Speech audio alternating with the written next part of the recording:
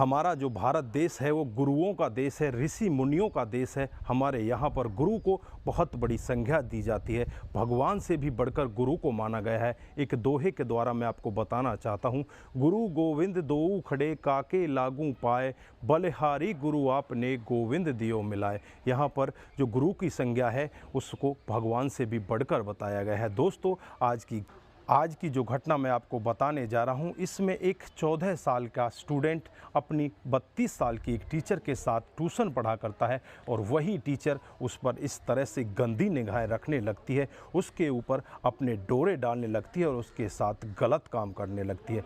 जब वो लड़का मना करता है तो उसे खाने में जहर दे देती है। दोस्तों, अगर आप भी पूरा मामला सुनेंगे तो इस कलंकित गुरु के ऊपर आप थू थू करने लगेंगे और उसके बाद ये मामला फास्ट ट्रैक कोर्ट में चला जाता है और जज साहब इसको इतनी बड़ी सज़ा सुनाते हैं। आप एक बार पूरा मामला सुनेंगे तो एक बार के लिए आप भी दंग रह सकते हैं, सोचने के लिए मजबूर हो सकते हैं कि आखिरकार जज साहब ने भी सही किया या गलत किया, या इसको और बड़ी सज़ा होनी चाहिए थी।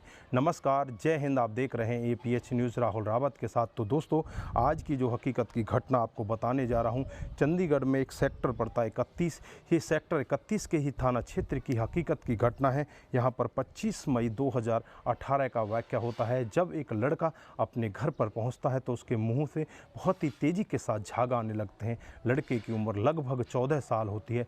माता पिता इस तरह से देखकर बहुत ही ज़्यादा घबरा जाते हैं। नज़दीकी हॉस्पिटल में ले जाया जाता है। हॉस्पिटल में जब उस लड़के का उपचार चल रहा होता है तो डॉक्टर साहब यही कहते हैं कि अगर आप इसमें ज़रा सी भी देरी कर देते तो शायद हम इस बच्चे को नहीं बचा पाते, लेकिन आप इसे सही टाइम पर ले आए हो, इसलिए हम इस बच्चे को बचा लेंगे। माता पिता का रो रो कर बुरा हाल होता है। पिता अपने बच्चे के फ़ोन को देखता रहता है और फ़ोन को देखते देखते उसे एक व्हाट्सएप की चैट दिखाई देती है और वो चैट किसी और की नहीं, उस बच्चे की टीचर की होती है, जिसकी उम्र 32 साल होती है। जब उस टीचर की चैट को देखा जाता है तो उसमें बहुत ही ज़्यादा अश्लीलता दिखाई देती है। अब पिता बहुत ज़्यादा परेशान हो जाता है, अब इंतज़ार करता है कि मेरे बच्चे को कब होश आए। फिर कुछ ही घंटों के बाद उस बच्चे को होश आ जाता है और जैसे ही बच्चे को होश आता है, पिता उसकी दुखती रग पकड़ लेता है। वो कहने लगता है कि बेटा, क्या तुम्हारी टीचर के साथ कोई अनबन है? क्या टीचर तुम्हारे साथ में कुछ गंदा करती है?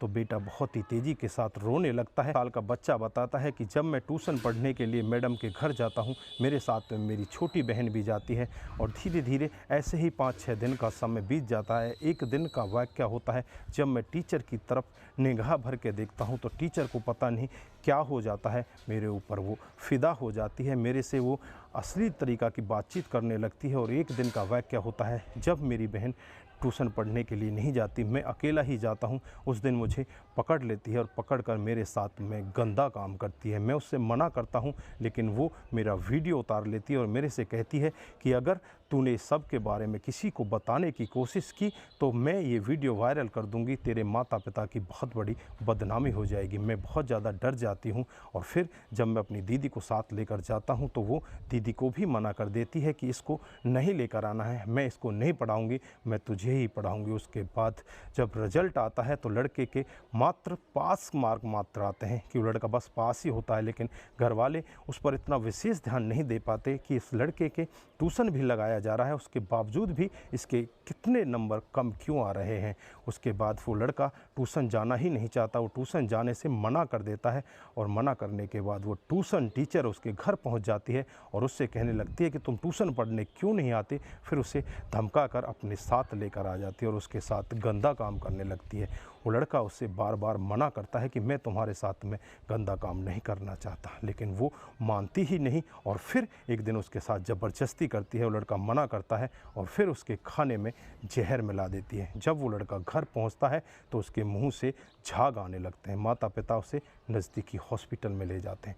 जब पिता पूरा वाक़या सुनते हैं तो बिना कुछ सोचे समझे नज़दीकी सेक्टर 31 थाना क्षेत्र में पहुंच जाते हैं। जाकर बेटे की पूरी कहानी जो होती है पुलिस वालों को बताते हैं। पुलिस तुरंत ही एक्शन मोड में आते हैं और एक्शन मोड में आने के बाद उस महिला के खिलाफ तमाम धाराएं लगा दी जाती हैं, पॉस्को एक्ट की धारा लगाई जाती है और भी जो धाराएं शामिल होती हैं सभी धाराओं को लगाकर उस महिला को गिरफ्तार कर लिया जाता है। गिरफ्तार करके उसे जेल में भेज दिया जाता है। मामला 2018 का होता है। 2018 से चलता हुआ वो कोर्ट में चलता रहता है और 2021 आ जाता है। 3 नवंबर 2021 को इस केस का फैसला आना होता है। एडीजे स्वाति सहगल इस केस की सुनवाई कर रही होती हैं और वो इस महिला की तरफ देखकर एक दुआ भी पढ़ती हैं और उस महिला से कहती हैं कि तुमने गुरु की संख्या को कलंकित किया है, जबकि हमारे देश में, हमारे समाज में गुरु को भगवान से भी बढ़कर माना गया है। पढ़ती हैं कि गुरु गोविंद दो खड़े काके लागू पाए, बलिहारी गुरु आपने गोविंद दियो मिलाए। वो यही कहती हैं कि गुरु की संज्ञा भगवान से भी बढ़कर है। भगवान की प्राप्ति करने के लिए गुरु की ज़रूरत पड़ती है, लेकिन तुमने तो इस गुरु जैसे शब्द को भी कलंकित कर दिया है। तुम्हें तो बहुत बड़ी सज़ा मिलनी चाहिए, लेकिन कानून की जो धाराएं हैं, जो धाराएं आपके ऊपर लगी हुई है, उन्हीं धाराओं के अनुसार मैं तुम्हें 10 साल की सज़ा सुनाती हूँ और साथ ही 10,000 रुपये का मापदंड भी देती हूँ। दोस्तों, जो वहाँ पर वकीलात होते हैं, जो मीडिया कर्मी होते हैं, पूरा मामला सुनकर बहुत ही ज़्यादा खुश होते हैं। सभी यही कहने लगते हैं कि इतनी जल्दी अगर केसों की सुनवाई होने लगे तो हमारे समाज में जो डे बाई डे केस बढ़ते जा रहे हैं उनकी संख्या में भी कमी आएगी। तो दोस्तों, यहाँ पर आप क्या सोचते हैं, यहाँ पर आप क्या कहना चाहते हैं उस महिला, उस औरत के बारे में? क्या उसको जो सज़ा मिली वो कम है या उसको और भी ज़्यादा सज़ा मिलनी चाहिए थी? आपकी जो भी राय है एक बार कमेंट बॉक्स में ज़रूर दीजिए। दोस्तों, इस घटनाक्रम को सुनाने का उद्देश्य सिर्फ आपको बताना है, आपको जागरूक करना है कि हमारे समाज में इस तरह की घटनाएं भी हो रही हैं। हमें अपने बच्चों पर विशेष ध्यान रखने की ज़रूरत है। तो दोस्तों, आप जहाँ भी रहें सतर्क रहें, सावधान रहें और ऐसे क्राइम को अपने आसपास ना होने दें। नमस्कार, जय हिंद,